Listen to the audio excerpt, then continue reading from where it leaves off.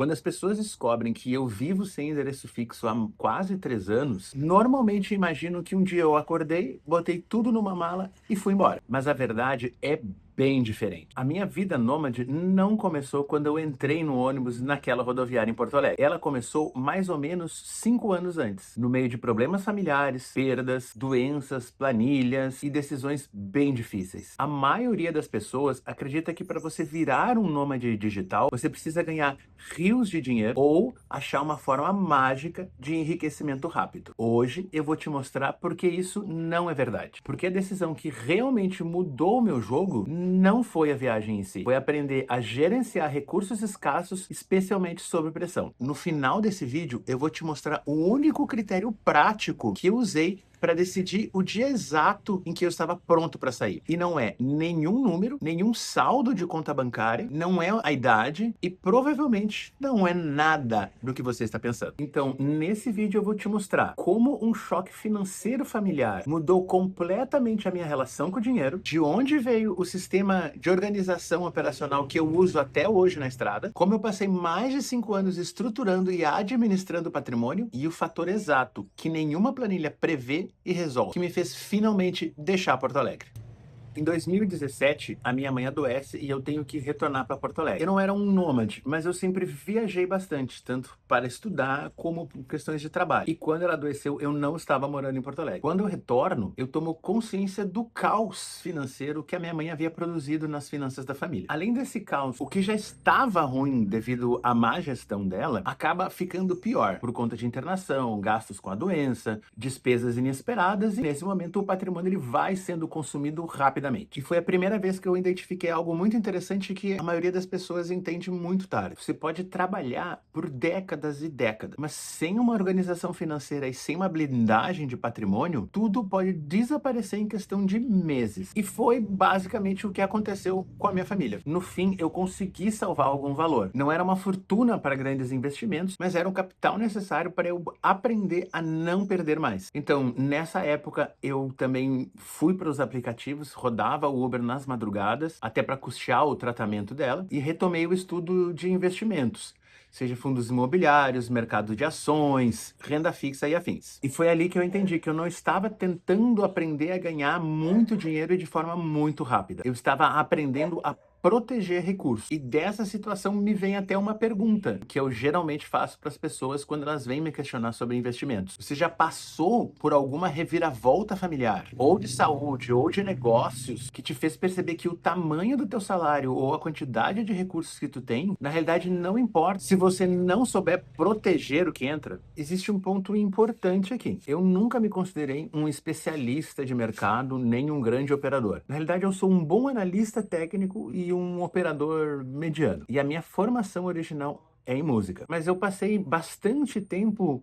envolvido na produção cultural, na produção de eventos, grandes festivais, coordenação de movimentos sociais, a gestão de projetos, casas coletivas em âmbito nacional. E o meu foco sempre foi a elaboração, a planilha financeira e a prestação de conta dos projetos, sejam eles privados, incentivados. Então, a minha rotina sempre foi lidar com essa gestão de recursos, a organização de planilhas, a gestão de processos e recursos em larga escala. Tanto que eu cheguei a trabalhar no Ministério da Cultura nesse sentido. E foi nesse cenário, nessa gestão de recursos, no movimento social e na gestão dos recursos nacionais, que eu conheci a tecnologia que eu utilizo hoje. O Compacto Tech, ele nasce do movimento social, ele nasce dessas tecnologias, ele nasce dessa gestão de projetos muito grandes e multidisciplinares. E na época, obviamente, ele não tinha nada a ver com a vida nômade. Mas com o passar do tempo, mesmo depois que eu saí do movimento social, o Compacto Tech, ele sempre me acompanhou. Eu sempre adaptei essa tecnologia de gestão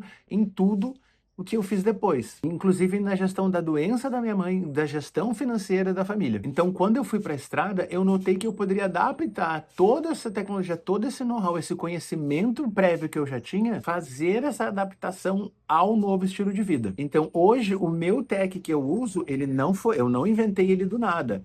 Ele vem de um processo grande, de vários testes e várias adaptações. E ele já foi testado e retestado, o que me traz uma grande confiabilidade no processo e na tecnologia que eu desenvolvi para mim hoje. E foi assim que eu passei aqueles 5 anos desde 2017, refinando processos, organizando o patrimônio e blindando a operação. Mas aí você pode me fazer uma pergunta um pouco óbvia. Se a gestão técnica estava funcionando, se os investimentos estavam organizados e a vida em Porto Alegre estava sob controle, por que eu resolvi ir embora? Mas aí eu te devolvo a pergunta. Se você tivesse com a vida financeira controlada, estável em uma cidade, o que seria capaz de fazer você largar essa segurança e ir para uma rodoviária com uma mala? Não sei vocês, mas a minha resposta não tem absolutamente nada a ver com dinheiro. E no final de 2023, acontece o que nenhum sistema técnico, planilha ou compacto tech consegue prever ou resolver. Em setembro daquele ano, eu perdi a minha tia-avó, quem me criou e me deu toda a referência de vida.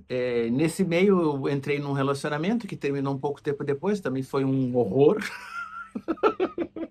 E nesse meio tempo eu também entrei num relacionamento que terminou sendo bastante conturbado. E como dizia essa tia que me criou, como já não bastasse o tanto de desgraça, no final do ano eu perco uma outra tia e assim termina-se a minha família.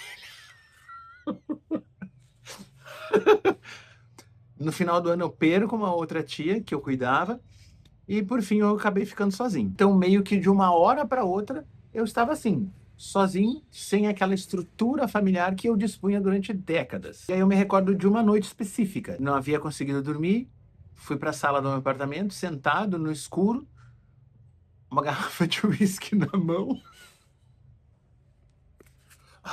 Então eu me lembro de uma noite em que eu não conseguia dormir, fui para a sala do meu apartamento, sentado, pensando nessa situação, o que eu ia fazer da vida sozinho, olhando para a janela e pensando qual seria o próximo passo. E aí, neste pensamento, eu me dei conta de uma coisa. Eu parei, pensei e vi. A estrutura financeira está funcionando, a minha forma de gestão estava funcionando, os investimentos estavam todos ok, toda a engrenagem estava organizada e funcionando. A única coisa que não funcionava era a vida. Então, continuar repetindo aquela vida que já não fazia sentido nenhum mais para mim. Eu não me sentia mais parte daquele lugar, parte daquela cidade. Aquela rotina não fazia mais parte de mim. E eu tinha uma amiga que me levava a muitos sambas. E eu sempre brinco que o samba salvou a minha vida. Então, ela me liga e diz que tem um samba muito bom que a gente devia ir. E lá fomos. Era um samba realmente muito bom, muito agradável.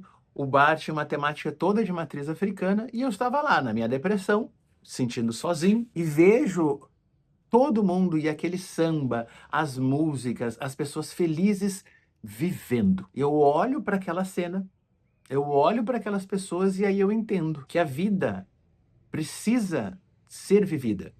E a minha vida não estava sendo vivida há anos. E foi naquela noite, naquele momento em que eu decidi que aquilo não fazia mais sentido para mim e que realmente eu iria embora de Porto Alegre. A decisão, a princípio, ela pode ter sido bastante emocional, mas a execução foi técnica e precisa. Janeiro e fevereiro de 2024 foram os meses de organização. Fechamento de ciclo em Porto Alegre, a venda do meu carro, organização de aluguel do meu apartamento, as despedidas dos meus amigos mais próximos. E aí sim, no dia 1º de março, eu botei o que eu achava necessário dentro de uma mala e fui para a rodoviária de Porto Alegre. Eu não sabia para onde eu ia ir. Eu sabia que eu queria sair de Porto Alegre e ir em direção ao Nordeste. Então, na minha cabeça, o primeiro destino mais lógico seria Torres, até como uma forma de encerramento de ciclo, porque é uma praia no Rio Grande do Sul que nós íamos muito, especialmente com a minha tia, inclusive as cinzas delas eu deixei lá. Então, era uma forma de despedida e encerramento daquela parte da minha vida. O que eu não imaginava é que tudo que eu havia feito e desenvolvido em todos aqueles anos fosse funcionar de forma tão satisfatória durante todo esse tempo de estrada. Quando alguém me pergunta como que eu consegui virar um nômade digital depois dos 40 anos, a resposta nunca está no que eu fiz ou faço na estrada. A resposta está nesses 5 anos anteriores de preparação. Foi ali que eu aprimorei essa gestão técnica que tornou essa liberdade possível. Porque a liberdade, ela não começa quando você compra a passagem. Ela começa quando você assume a gestão racional da sua realidade. E agora, respondendo a pergunta lá do início do vídeo, o critério que eu usei para saber se estava na hora de eu sair ou não de Porto Alegre não foi atingir R$ 1 milhão de patrimônio ou um valor de renda passiva específico. O critério foi mais a estabilidade do sistema e dos processos em ambiente de estresse. Porque quando todo esse planejamento e essa organização financeira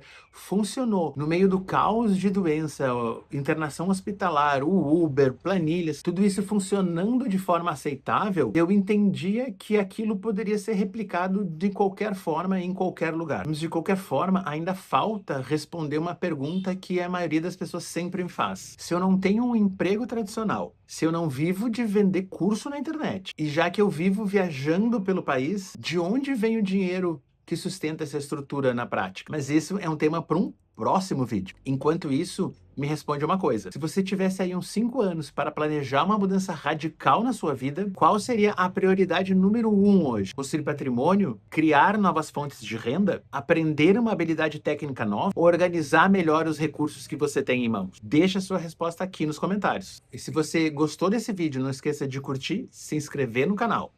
Aqui está passando um outro vídeo para você maratonar. Nos vemos nas próximas coordenadas. Um abraço. Tchau.